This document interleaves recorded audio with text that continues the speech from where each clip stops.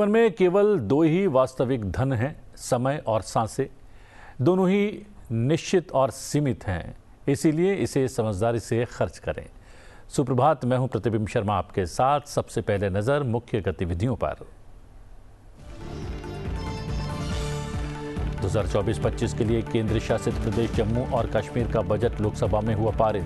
वित्त मंत्री निर्मला सीतारमण ने केंद्रीय बजट 2024-25 और केंद्र शासित प्रदेश जम्मू कश्मीर के 2024-25 के बजट पर 27 घंटे तक चली चर्चा का दिया जवाब। कहा, सरकार राजकोषीय घाटे का लक्ष्य हासिल करने के लिए प्रयासरत। 2025-26 तक 4.5% से नीचे लाने का लक्ष्य। प्रधानमंत्री ने एक्स पर किया पोस्ट। कहा, इस वर्ष का बजट विकास और सुधारों के प्रति हमारी सरकार की प्रतिबद्धता को दोहराता। राज्यसभा में केंद्रीय बजट पर चर्चा के बाद आज वित्त मंत्री देंगी जवाब। केंद्र शासित प्रदेश जम्मू कश्मीर के बजट पर भी हो रही है चर्चा। लोकसभा में वर्ष 2024-25 के लिए रेल मंत्रालय की अनुदान की मांगों पर चर्चा रहेगी जारी। भारत ने किया हर संकट का मुकाबला, हर चुनौती का समाधान। विकसित भारत की ओर यात्रा। केंद्रीय बजट 2024-25 के बाद सम्मेलन के उद्घाटन सत्र में बोले प्रधानमंत्री। कहा, सभी नागरिकों के लिए जीवन की सरलता और जीवन की गुणवत्ता सुनिश्चित कर रही है सरकार। उद्योग और भारत के निजी क्षेत्र को बताया विकसित भारत के निर्माण का सशक्त माध्यम। राष्ट्रपति द्रौपदी मुर्मू राष्ट्रपति भवन में शुक्रवार से शुरू होने वाले राज्यपालों के 2 दिवसीय सम्मेलन की करेंगी अध्यक्षता। उपराष्ट्रपति जगदीप धनखड़, प्रधानमंत्री नरेंद्र मोदी और गृह मंत्री अमित शाह सहित कई केंद्रीय मंत्री होंगे सम्मेलन में शामिल। सम्मेलन के एजेंडे में 3 आपराधिक कानूनों का क्रियान्वयन, उच्च शिक्षा में सुधार और विश्वविद्यालयों की मान्यता और फोकस क्षेत्रों का विकास होगा शामिल। एक ही ओलंपिक में 2 पदक जीतने वाली पहली भारतीय खिलाड़ी बनी मनु भाकर। पेरिस ओलंपिक में सरबजोत सिंह के साथ 10 मीटर एयर पिस्टल मिश्रित टीम स्पर्धा में जीता कांस्य पदक। राष्ट्रपति, उपराष्ट्रपति और प्रधानमंत्री ने दी बधाई।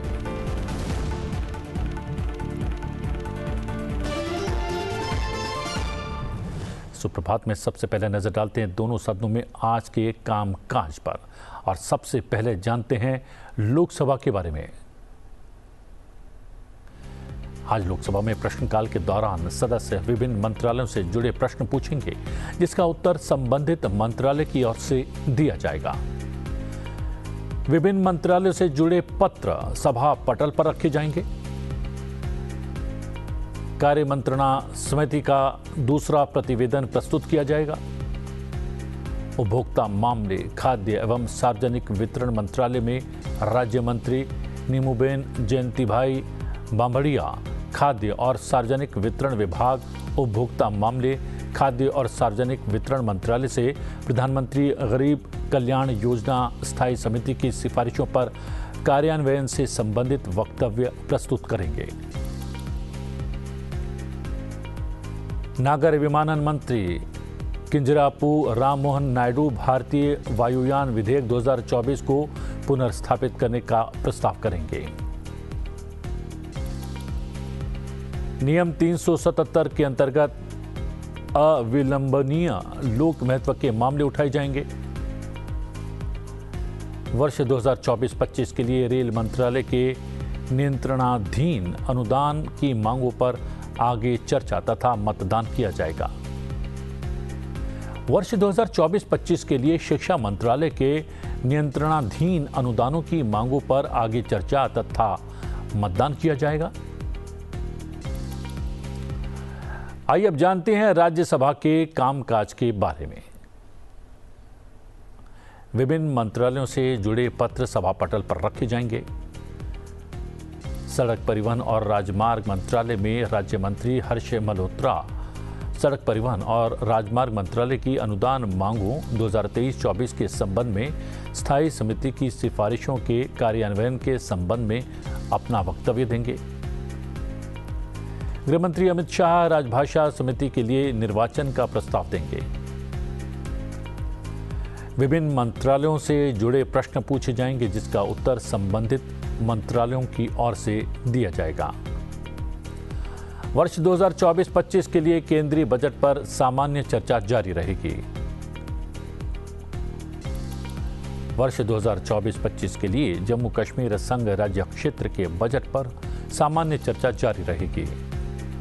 संसदीय कार्य मंत्रालय में राज्य मंत्री डॉक्टर एल मुरुगन नियम 272 के निलंबन का प्रस्ताव पेश करेंगे। आवासन और शहरी कार्य मंत्रालय के कार्यकरण के संबंध में चर्चा की जाएगी। इस बीच वित्त मंत्री निर्मला सीतारमण ने कहा कि बजट में सभी वर्गों और सभी क्षेत्रों के हितों का ध्यान देते हुए समग्र विकास को महत्व दिया गया है, लेकिन दुर्भाग्य से विपक्षी दलों के लोग भ्रम फैला रहे हैं और राज्यों की उपेक्षा का आरोप लगाकर राजनीति कर रहे हैं। जवाब के बाद केंद्र शासित प्रदेश जम्मू कश्मीर के 2024-25 के लेखानुदान और उससे संबंधित विनियोग मांगों के विधेयक को मंजूर मिल गई। वित्त मंत्री निर्मला सीतारमण ने लोकसभा में बजट 2024-25 पर 4 दिन चली चर्चा का जवाब देते हुए कहा कि बजट में सभी वर्गों और सभी क्षेत्र के साधने का प्रयास करके सभी तरह की चुनौतियों से निपटने के प्रावधान किए गए हैं।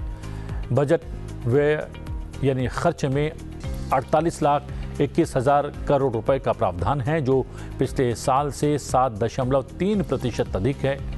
उन्होंने ये भी कहा कि बजट भाषण में कभी किसी राज्य का नाम नहीं लेने का मतलब ये नहीं कि उस राज्य को पैसा नहीं दिया जा रहा और उसकी उपेक्षा की जा रही है। 2011-12, 15 states were ignored, they didn't mention. 12-13, 16 states were ignored. 13-14, 10 states were ignored. So, sir, for that matter, the interim budget of 2014-15 ignored 26 states. Was there a noise? Did people say you ignored those states, you didn't give money? So, if you want to distort and create uproar, you want to give a sense of fear among people, you can go about distorting data. But this stands here, sir.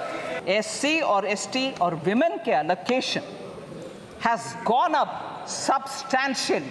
Number there you, sir. 23-24 में 1,59,148 crores था SC का. इस साल 1,65,493 crores, 6,345 crores और बढ़ाए ST 1,19,706 crores, 1,24,909 crores now, 5,113 crores अधिक we have increased it. Women 2,38,220 crore पिछले साल, इस साल 3,27,158 crore enrollments and 2,757 crore claims have already been paid. And what is the structure, sir? 2 lakh rupees for total disability or accidental death at just 20 rupees per annum premium. मंगलवार को लोकसभा में केरल के वायनाड में हुए भूस्खलन का मुद्दा भी उठा। लोकसभा अध्यक्ष ओम बिरला और संसदीय कार्य मंत्री किरेन रिजिजू ने घटना पर दुख व्यक्त किया। दुखद घटना है, पीड़ादायक घटना है, भविष्य में घटना न उसके उपाय के लिए चर्चा हुई। आप उसमें भी राजनीति करने लगे। संसदीय कार्य मंत्री अध्यक्ष मेरे संज्ञान में आ गया, सदन के संज्ञान में आ गया।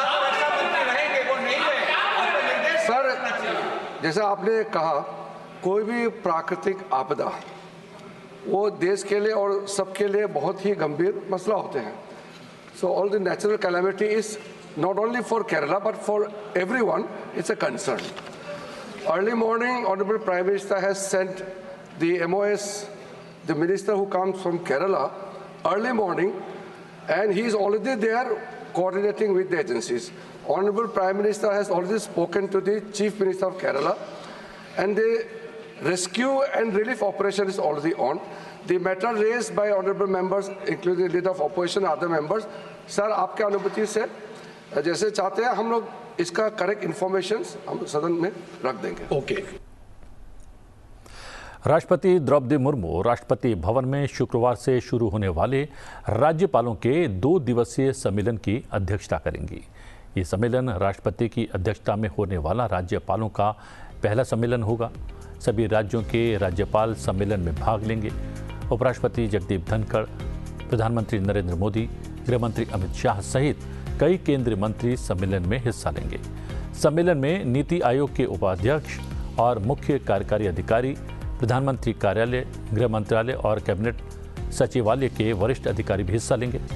सम्मेलन के एजेंडे की बात करें तो इसमें 3 आपराधिक कानूनों का क्रियान्वयन, उच्च शिक्षा में सुधार और विश्वविद्यालयों की मान्यता और फोकस क्षेत्रों का विकास शामिल है। प्रधानमंत्री नरेंद्र मोदी ने मंगलवार को नई दिल्ली के विज्ञान भवन में विकसित भारत की और यात्रा केंद्रीय बजट 2024-25 के बाद सम्मेलन के उद्घाटन सत्र को संबोधित किया। ये सम्मेलन भारतीय उद्योग परिसंघ CII द्वारा आयोजित किया जा रहा है। CII की बजट पोस्ट कॉन्फ्रेंस में प्रधानमंत्री नरेंद्र मोदी ने कहा कि आज भारत 8% की रफ्तार से आगे बढ़ रहा है। भारत दुनिया की 5वीं सबसे बड़ी आर्थिक ताकत है और वो दिन दूर नहीं जब भारत दुनिया की 3री सबसे बड़ी अर्थव्यवस्था होगा। इस दौरान प्रधानमंत्री मोदी ने कहा कि 2013-14 में जब पिछली सरकार का आखिरी बजट आया था तो वो 16 लाख करोड़ रुपए का था। आज हमारी सरकार में बजट 3 गुना बढ़कर 48 लाख करोड़ पहुंच गया है। हमारी सरकार के पास राजनीतिक इच्छा शक्ति की कोई कमी नहीं है और इससे तो आप भी परिचित हैं।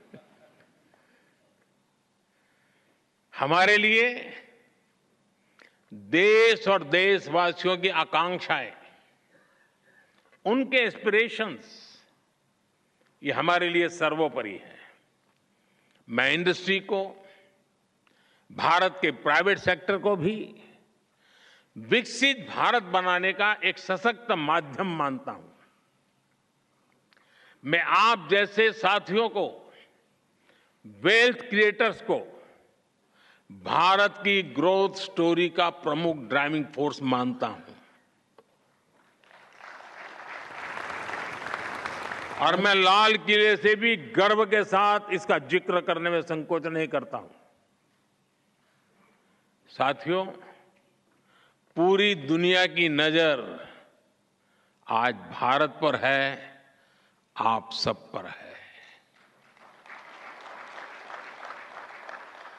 आज भारत की नीति, भारत की निष्ठा, भारत का निश्चय, भारत के निर्णय और भारत में हो रहा निवेश पूरे विश्व की प्रगति का आधार बन रहा है।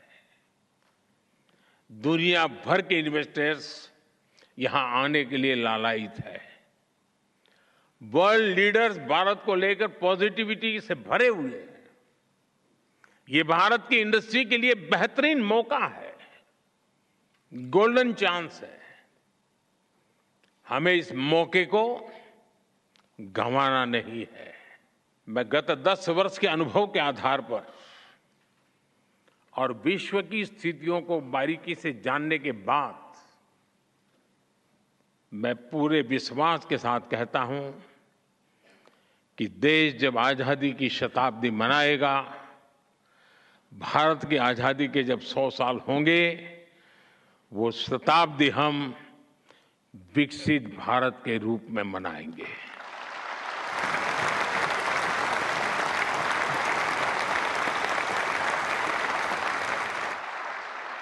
हम गरीब देश के रूप में आजाद हुए थे, हम लूट चुके थे। दुनिया में जो कोई भी लूटना चाहता था लूट रहा था, आखिरी मोमेंट तक लूटे गए थे और फिर हमने हमारी यात्रा शुरू की थी। 100 साल के भीतर भीतर सारे अवरोधों को पार करते हुए संकल्पों को चरितार्थ करते हुए शताब्दी विकसित भारत की मना करके ही रहेंगे। हम रहे न रहे, हमारी पीढ़ियां आने वाली विकसित भारत को गर्व से जिए, ये सपने लेकर चलना है। केरल के वायनाड जिले में कुदरत की विनाश लीला से पूरा देश दुखी है। बारिश के बाद लैंडस्लाइड से हुए भीषण हादसे में मरने वालों की संख्या लगातार बढ़ रही है और ये 100 से ज़्यादा पहुंच चुकी है। वहीं लगभग 100 के करीब लोग लापता भी बताए जा रहे हैं। सिविल डिफेंस, पुलिस, दमकल विभाग, SDRF, NDRF के करीब 250 जवान राहत बचाव में लगातार जुटे हैं। वहीं सेना ने 122 इन्फेंट्री के करीब 225 जवान रेस्क्यू ऑपरेशन में लगाए हैं। बड़ी संख्या में लोगों को NDRF, आर्मी, नेवी और एयरफोर्स के जवान मलबे से निकाल चुके हैं। 128 से ज़्यादा लोग घायल बताए जा रहे हैं। वायनाड में मौसम अभी भी ख़राब है। भारी बारिश की वजह से रेड अलर्ट जारी है, इसलिए रेस्क्यू टीम को राहत कार्य में काफ़ी मुश्किलों का सामना करना पड़ रहा है। केंद्र सरकार ने त्रासदी के बाद 2 दिन के शोक की घोषणा की है।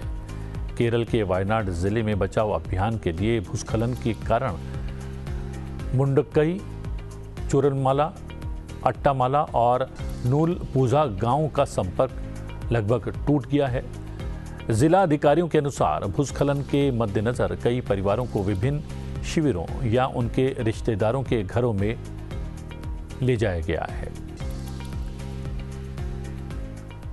प्रधानमंत्री नरेंद्र मोदी ने भूस्खलन की घटनाओं में लोगों की मौत पर दुख व्यक्त किया है और मुख्यमंत्री पिनराई विजयन को संकट से निपटने के लिए केंद्र से हर संभव मदद का आश्वासन दिया है। प्रधानमंत्री मोदी ने एक्स पर एक पोस्ट में भी कहा कि वायनाड में कुछ जगहों पर भूस्खलन की खबर से व्यथित हूं। मेरी संवेदनाएं उन सभी लोगों के साथ हैं जिन्होंने अपने प्रियजन को खोया है और जो घायल हुए हैं। मैं उनके शीघ्र स्वस्थ होने की प्रार्थना करता हूं। प्रभावित लोगों की मदद के लिए बचाव अभियान लगातार जारी है।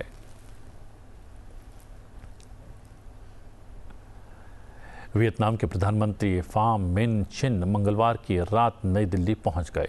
वो दोनों देशों के बीच रणनीतिक संबंधों को विस्तार देने के मकसद से 3 दिवसीय भारत दौरे पर हैं। नई दिल्ली पहुंचने पर चिन का हवाई अड्डे पर विदेश राज्य मंत्री पवित्रा मार्गरेटिना ने स्वागत किया। आज वियतनाम के प्रधानमंत्री फाम मिन चिन का राष्ट्रपति भवन में औपचारिक स्वागत किया जाएगा, जिसके बाद वो राजघाट जाकर महात्मा गांधी को श्रद्धांजलि अर्पित करेंगे। अपनी इस यात्रा के दौरान प्रधानमंत्री नरेंद्र मोदी और चिन द्विपक्षीय वार्ता भी करेंगे।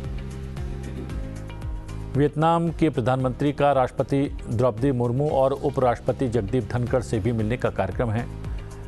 वियतनाम के प्रधानमंत्री के विदेश मंत्री एस जयशंकर से मिलने की भी उम्मीद है।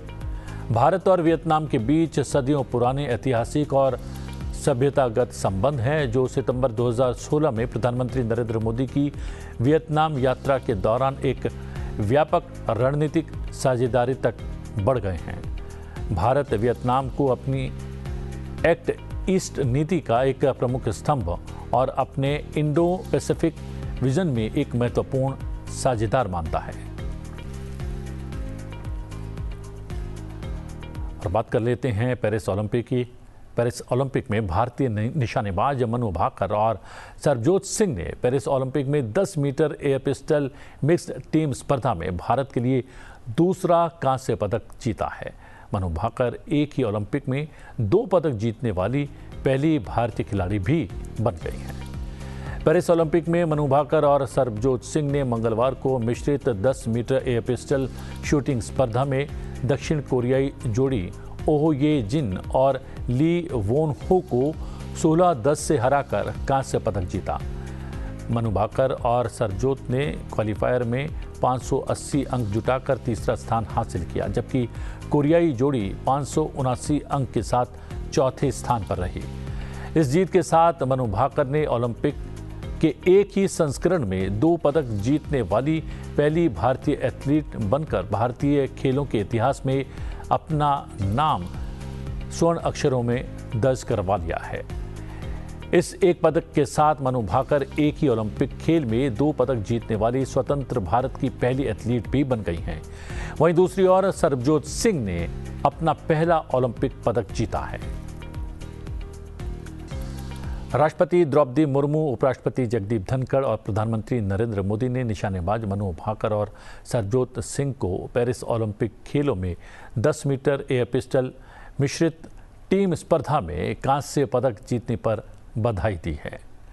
राष्ट्रपति द्रौपदी मुर्मू ने एक्स पर अपने संदेश में लिखा, शूटिंग की मिश्रित टीम 10 मीटर एयर पिस्टल स्पर्धा में भारत के लिए कांस्य पदक जीतने पर मनु भाकर और सरबजोत सिंह को बधाई। मनु भाकर ने एक ही ओलंपिक खेलों में 2 पदक जीतने वाली भारत की पहली महिला खिलाड़ी बनकर इतिहास रच दिया है। उन्होंने हमें बेहद गौरवान्वित किया। मैं उन्हें और सरबजोत सिंह को भविष्य में और अधिक उपलब्धि हासिल करने की शुभकामना देती हूं। उपराष्ट्रपति जगदीप धनखड़ ने निशानेबाज मनु भाकर और सरबजोत सिंह को पेरिस ओलंपिक 2024 में उनकी उल्लेखनीय उपलब्धियों के लिए बधाई दी है। एक सोशल मीडिया पोस्ट में उपराष्ट्रपति ने दोनों खिलाड़ियों के उत्कृष्ट प्रदर्शन की सराहना करते हुए कहा कि उनके प्रदर्शन से युवाओं को प्रेरणा मिलेगी। उपराष्ट्रपति ने एक ही ओलंपिक में 2 पदक जीतने पर मनु भाकर की असाधारण उपलब्धि की भी सराहना की। प्रधानमंत्री नरेंद्र मोदी ने एक्स पर पोस्ट किया, हमारे निशानेबाजों ने हमें गौरवान्वित करना जारी रखा है। ओलंपिक में 10 मीटर एयर पिस्टल मिश्रित टीम स्पर्धा में कांस्य पदक जीतने पर मनु भाकर और सरबजोत सिंह को बधाई। दोनों ने शानदार कौशल और टीम वर्क दिखाया। भारत बेहद खुश है। प्रधानमंत्री नरेंद्र मोदी ने मंगलवार को पेरिस ओलंपिक पदक विजेता निशानेबाज सरबजोत सिंह से फोन पर बात की और कांस्य पदक जीतने पर उन्हें बधाई दी और मनु के साथ उनकी टीम वर्क की तारीफ की। हेलो नमस्कार सर, मैं सरबजोत बात कर रहा हूँ। बहुत बधाई। Thank you sir, thank you so much. आपने देश का नाम भी बड़ा किया, देश का मान भी बड़ा किया। हाँ जी। और आपकी मेहनत रंग लाई है। हाँ जी सर। यस। और मनु को भी मेरी तरफ से बहुत बहुत बधाई। हाँ जी, हाँ जी। और आपने ये किया, आपके डिवीजन में थोड़े से रह गए, लेकिन आपने हाँ जी बस वो तो करके दिखा दिया। हाँ जी, 1 ही अटेम्प्ट से रह गया उसके अंदर में, बट कोई नहीं, नेक्स्ट ओलंपिक में और अच्छा करके जाऊंगा, उसकी तैयारी ज़्यादा अच्छी करूँगा। नहीं, बहुत अच्छा किया है। हाँ जी। लेकिन आप और मनु की जो टीम इस प्रकार से परफॉर्म कर रही है, हाँ जी, और एक बढ़िया टीम वर्क आपने दिखाया है, हाँ जी, हाँ जी। उसका क्या कारण है? उसका तो सर कुछ नहीं, बिकॉज 2019 से मतलब हम जैसे नेशनल्स में होते हैं तो उस टाइम पे भी काफ़ी अच्छी टीम होती है हमारी। हर बार मतलब नेशनल में गोल्ड लिया हमने, जैसे जूनियर वर्ल्ड कप हो गया और अदर वर्ल्ड कप्स हो गए, उसमें भी हमारे गोल्ड ही हैं ऑलमोस्ट सारे, तो काफ़ी अच्छा था एक्सपीरियंस।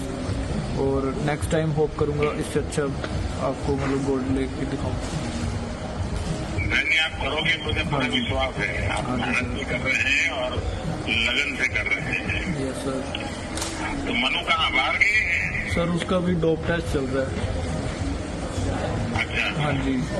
देखिए, मनु को भी अभी 25 मीटर के लिए तैयारी करनी है। हाँ जी, हाँ जी, वो मेरी तो तरफ से उसको बहुत बहुत शुभकामनाएं देना। यस सर, जरूर। और फिर से आपको दोनों को बहुत बहुत बधाई मेरी तरफ से। Thank you sir, thank you so much. और वहाँ जो हमारे सब खिलाड़ी हैं, हाँ जी, उनको भी मेरी तरफ से शुभकामनाएं दे देना। यस सर, यस जरूर। बहुत बहुत शुभकामनाएं। और अब बात कर लेते हैं ओलंपिक में हॉकी के महत्वपूर्ण मुकाबले की। कप्तान हरमनप्रीत सिंह के 2 गोल और गोलकीपर PR श्रीजेश के शानदार प्रदर्शन की मदद से भारतीय पुरुष हॉकी टीम ने पेरिस ओलंपिक में अपना अपराजय अभियान जारी रखा है। उन्होंने आयरलैंड को 2-0 से हराया। पहले 2 मैचों में कई गलतियां करने वाली भारतीय टीम ने पूल बी के तीसरे मैच में मंगलवार को हाफ टाइम तक आयरलैंड पर पूरा दबाव बनाए रखा। कप्तान हरमनप्रीत सिंह ने 11वें मिनट में पेनल्टी स्ट्रोक पर पहला और 19वें मिनट में पेनल्टी कॉर्नर पर दूसरा गोल किया।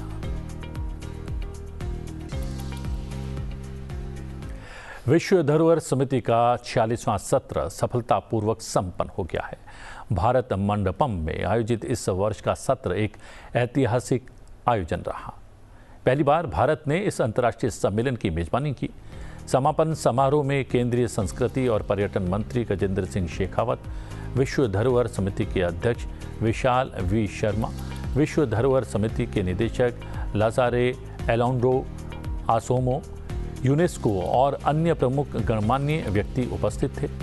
संस्कृति एवं पर्यटन मंत्री गजेंद्र सिंह शेखावत ने 46वें सत्र के समापन समारोह को संबोधित किया।